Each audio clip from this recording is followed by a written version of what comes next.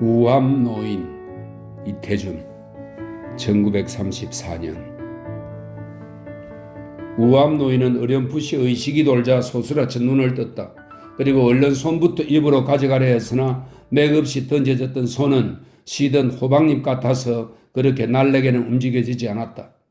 노인은 손에 보냈던 마음을 혀 끝으로 옮겼다. 혀도 침이 말라서 녹슨 나사 같은 것을 억지로 이끌어다 비로소 아래 위 잇몸을 서치어 보았다. 그리고 듬성듬성 반도 못되게 남은 어금니들이 그냥 붙어 있다는 것을 인식하면서 함께 꿈이었구나 하는 인식도 얻었다.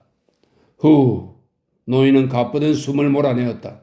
그래서 가슴은 약간의 시원함을 느낄 수 있었으나 마음은 도리어 그 숨소리에 눌린 듯 무거워졌다. 희계원, 무슨 은잔을 정졸고 돌아누우며 창에 붙은 유리 쪽을 바라보았으나 거기에도 아직 광명한 그림자도 이르지 않은 밤중대로다. 기용이가 늦도록 보채는 소리가 났는데 노인은 귀를 밝혔다. 귀 속에는 무슨 버러지가 들어간 듯 버석거리고 수근거리어서 다른 소리는 찾을 수가 없었다. 그래 고개를 길게 빼어들고도 한참 만에야 밖에서는 아무 소리도 울려오는 것이 없는 것을 믿을 수가 있었다. 이 녀석이 좀 자는 게로군. 애미도 눈을 붙여보겠군 하고 노인은 다행스러워하였다. 그런데 그게 무슨 요망스러운 꿈이람? 꿈을 다시 생각할 때 노인의 마음은 다시 무거워졌다. 노인은 꿈에 아랫윗니가 몽창 빠진 것이다. 윗니가 빠지면 웃어른이 돌아가고 아랫니가 빠지면 아랫사람이 죽는다는 말이 있다. 그런데 분명히 윗니와 아랫니가 한꺼번에 빠지었다. 웃어른은 돌아가려야 돌아갈 웃어른이 없지만 아랫사람은 있다. 더구나 70이 불어난데 이제 겨우 젖떨어진 외아들 기용이가 장감으로 몸져 누운 끝이다. 장감은 장티푸스를 말합니다. 장감으로 몸져 누운 끝이다. 아무래도 이 심상치 않은 꿈자리는 가냘픈 기용의 운명에 무슨 예언을 주는 것으로는 지나치게 또렷한 것 같았다. 하필 원. 노인은 머리맡을 더듬더듬하여 성난갑부터 찾아가지고 자리에서 일어났다. 남포 걸린 데로 가서 불을 내려놓고는 다시 자리로 와 희연을 한 대 꾹꾹 눌러 담았다. 그리고 불을 붙이려 등피 꼭대기로, 등피는 남포 등에 씌우는 유리로 된 물건입니다. 등피 꼭대기로 담배통을 가져가다가 남포불이 뿌연 무리가 서서 빙글빙글 도는 것을 처음 느끼었다. 노인은 두어 번 눈을 비비었다. 다시금 눈을 껍적 벌어 보아도 남포불은 여전히 올빼미 눈깔같이 붉고 누르고 푸른 무리가 빙글빙글 돌았다. 저건 또 무슨 정조람? 노인은 자기의 낡은 시력의 착각임을 깨닫기 전에 먼저 불안스러운 신경감에 부딪힘이 있었다. 담배를 한참 만에 붙여 뻐끔뻐끔 선목은 빨다가 허리띠를 묶고 버선을 신고 저고리 소매를 끼우면서 일었었다. 그리고 이따가 안에서 날까봐 미리 헛기침을 두어 번 기치고 밖으로 나와 가만가만 앞마당으로 들었었다. 잼장, 남들은 매누라가 조심스러워 해만 떨어져도 안출입이 어렵다는데 새삼스럽게 설아가 쓸쓸함을 단식하면서 건너방 미닫이 앞으로 들었었다. 그리고 숨을 죽이느라고 기운 없는 턱을 흔들거리면서 유리 쪽으로 넌지시 방 안을 들여다보았다. 기용이 모자는 생각했던 것처럼 잠들어 있었다. 기용이는 어미의 팔과 베개를 얼러베고 새빨갛게 단 입술을 붕어처럼 동그랗게 벌리고 가슴을 높이 덜먹거리었다. 내일은 김주부 약을 그만 끊어버려 양이를 믿어봐. 노인은 한참 생각하고 섰다가야 기용 어미의 자는 양도 살펴보았다. 방에 외풍이 없이 하라고 이런 자기 말대로 불을 많이 떼이듯 이불은 나려놓지 않고도 속꽃바람으로 사지를 퍼뜨려뜨리고 있었다. 윗도리도 반이나 드러났을 때 또 이제 34밖에 안 난 젊은 소시리로 돼 노인의 신경은 담담한 채로 움직임이 없었다. 느낀다면 약한 지게꾼이 무거운 짐을 쳐다보듯 일종의 압력을 느낄 뿐이었다. 저것도 불쌍한 것 하면서 역시 이방 남포불에서도 시푸른 무리가 도는 것을 깨닫자 곧 사랑으로 나오고 말았다. 자식이 무엔지 이 우암 노인은 기용이 모가 두 번째의 소실이었다.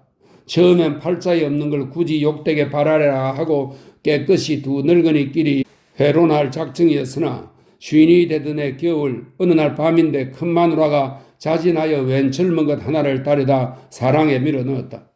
그게 처음 본 소위 소실이었으나 그 후 3년을 살아보되 역시 딸도 아들도 소생이 없으므로 대수롭게 받들지 않았더니 허지부지 남의 사람이 되어버리고 말았고, 그런 다음부터는 예에서 제에서 찾아드는 것이 많아 나중에 말막음으로 하나 붙던 것이 이 기용이 모였다. 허허 실수로 아들을 하나 얻은 우암 노인은 한동안은 침침하던 눈까지 다시 밝아지는 듯 음식에까지 새맛을 느꼈다. 사람이 죽는 날 죽더라도 이렇게 사는가 싶은 날이 있어야 노인은 말년에 이르러 인간락을 새로 한번 느꼈다. 그러나 이 한 가지의 밝은 사실은 여러 가지의 어두운 그늘을 가지고 왔다.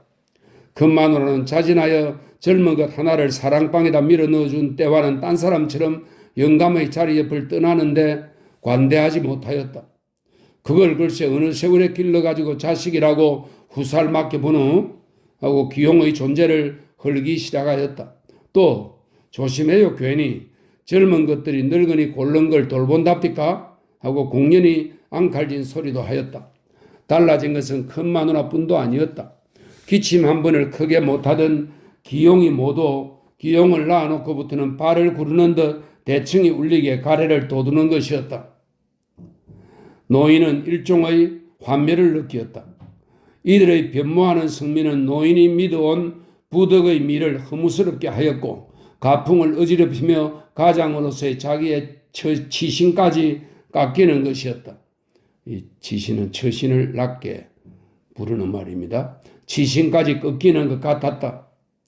인제도 후년봄이나 소학교가 6년, 중학교가 5년, 그리고도 전문인 학교니 대학이니 아닌 게 아니라 큰 마누라의 말대로 기용에게 절망이 안 되기도 어려웠다.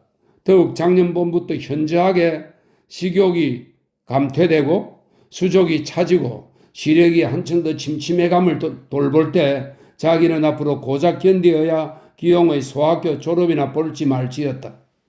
그러니 그까짓 겨우 이까지 집안 한 채 물려갖고 무얼 먹고 무얼 입고 무얼로 공부하고 뿐만 아니라 자기가 죽은 뒤에 헐벗는 저 자식이 남들에게 저게 아무개 예편네요, 아무개 아들이요 하는 말을 들어 자기 이름이 가장 불명예스럽게 굴러다닐 것을 생각하니 문득 공연한 걱정거리를 샀군 하는 후회까지도 났다. 어느 이시반 자식이라더니 그렇다고 기용이를 자식이 아니거니 돌릴 수도 없는 일이다. 우암 노인은 다시 버선을 뽑고 저고리를 벗고 여전히 올빼미 눈처럼 시퍼렇고 신누런 무리가 도는 난포불을 무슨 살생이나 하듯 5번, 6번 숨이 차게 불었어야 끄고 자리에 누워버렸다. 풍전 등하라고 해도 불도 끄려면 힘들어.